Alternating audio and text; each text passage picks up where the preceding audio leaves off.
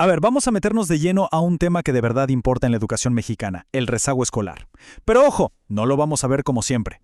Hoy lo vamos a analizar desde una perspectiva distinta, una que nos invita a tejer soluciones, a mirar el problema con otros ojos, usando el marco de la nueva escuela mexicana. Y vamos directo al grano con la pregunta que ha estado en el aire por décadas, ¿no? ¿La responsabilidad de que alguien se quede atrás en la escuela es del estudiante? Por mucho tiempo la respuesta parecía muy clara, pero la nueva escuela mexicana llega y nos dice, a ver, un momento, ¿y si nos hemos estado haciendo la pregunta equivocada? Y aquí está el cambio de juego. Esta cita lo dice todo, ¿verdad? El problema no es una falla de las niñas o los niños. El tema es mucho más grande, es un problema estructural. El foco se mueve del individuo al sistema completo, y eso lo cambia todo. Para poder de verdad hacer algo diferente en el salón de clases, primero tenemos que entender de qué estamos hablando, ponerle las palabras correctas al problema.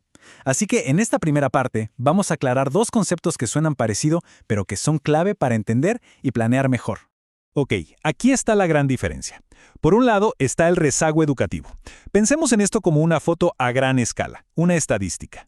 Habla de la gente que ya pasó la edad escolar y no terminó la educación básica. Es un número, una medida para todo el país. Pero luego, por otro lado, tenemos el rezago escolar.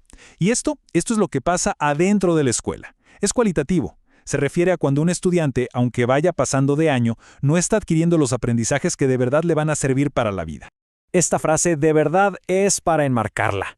Nos recuerda que no se trata solo de buscar actividades nuevas o divertidas. No, cualquier cambio real en nuestra práctica tiene que empezar por un cambio profundo en cómo vemos y entendemos lo que pasa en el aula. Bien, entonces, ¿cómo se construye esta nueva mirada? Pues aquí es donde entra de lleno la nueva escuela mexicana, la ANEM. Y no es solo otra reforma, es un intento de ir más allá, de buscar las raíces verdaderas, las causas estructurales de ese rezago que vemos todos los días en la escuela.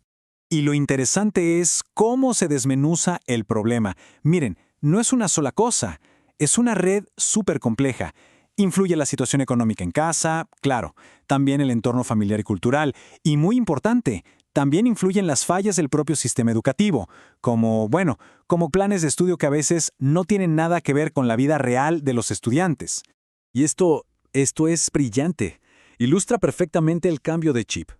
La ANEM nos pide que cambiemos la pregunta, que en lugar de buscar qué está mal con el estudiante, nos miremos al espejo y analicemos qué estamos haciendo nosotros, qué barreras hay en nuestra forma de enseñar que quizás sin querer están obstaculizando el aprendizaje.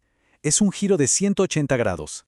Perfecto. La teoría suena increíble, pero ¿cómo aterrizamos todo esto al día a día, a la planeación de la clase de lunes? Bueno, la respuesta que propone la ANEM está en un concepto clave, la interrelación.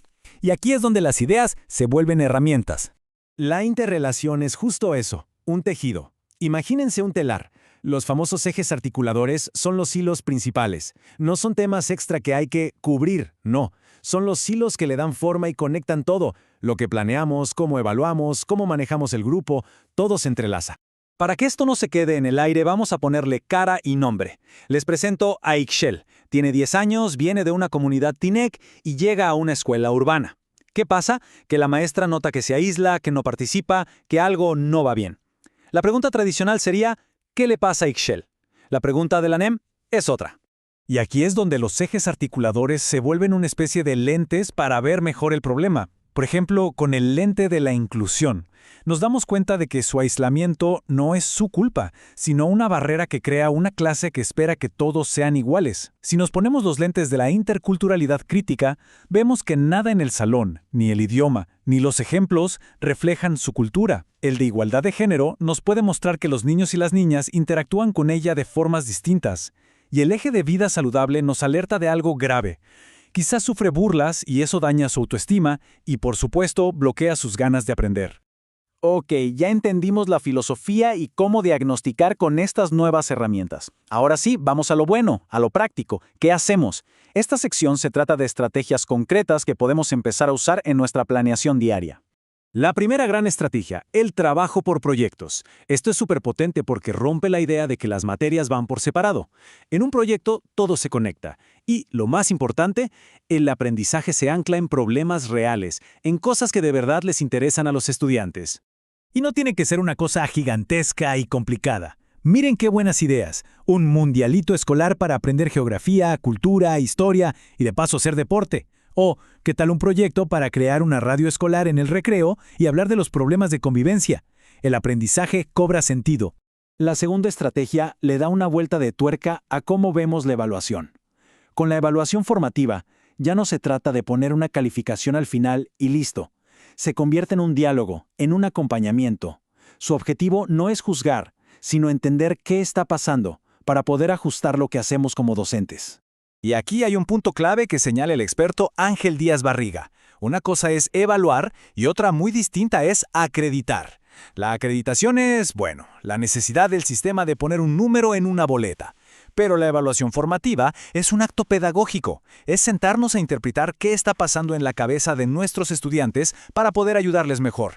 Y la tercera estrategia es algo que a veces olvidamos. El aprendizaje no es algo que pasa en solitario, en una burbuja. Es social. Fomentar que los estudiantes trabajen juntos, que se ayuden, que aprendan unos de otros, eso crea una comunidad en el aula y es una herramienta increíble para la inclusión. Y los resultados pueden ser espectaculares. Vean el caso de este alumno, Matehuala. Tenía problemas de conducta, pero cuando se le dio la oportunidad y la responsabilidad de ayudar a otros compañeros, ¡wow! No solo reforzó lo que él sabía, sino que su rol en el grupo cambió por completo y su autoestima se fue para arriba. Eso es algo que una clase tradicional difícilmente hubiera logrado. Bueno, hemos visto la teoría, los conceptos clave y hasta algunas estrategias. Pero falta hablar de algo muy importante, del elefante en la habitación, la realidad del día a día en las escuelas. Es momento de ser honestos y conectar todo esto con nuestro contexto. Porque sí, la teoría suena espectacular, ¿a que sí? Pero la realidad a veces es abrumadora. Salones con 40, a veces 50 alumnos.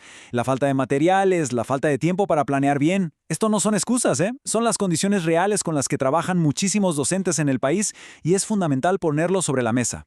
Sabiendo todo esto, el reto no es aplicar la NEM a la perfección de un día para otro. Eso es imposible. La pregunta con la que quiero que nos quedemos es mucho más sencilla, pero a la vez mucho más poderosa. Con esta realidad que tenemos en nuestra aula, ¿cuál es ese primer hilo que sí podemos empezar a tejer mañana? ¿Un pequeño cambio? ¿Un proyecto chiquito? ¿Una forma diferente de preguntar? Porque el cambio es un tejido, y todo tejido, por más grande que sea, siempre empieza con un solo hilo.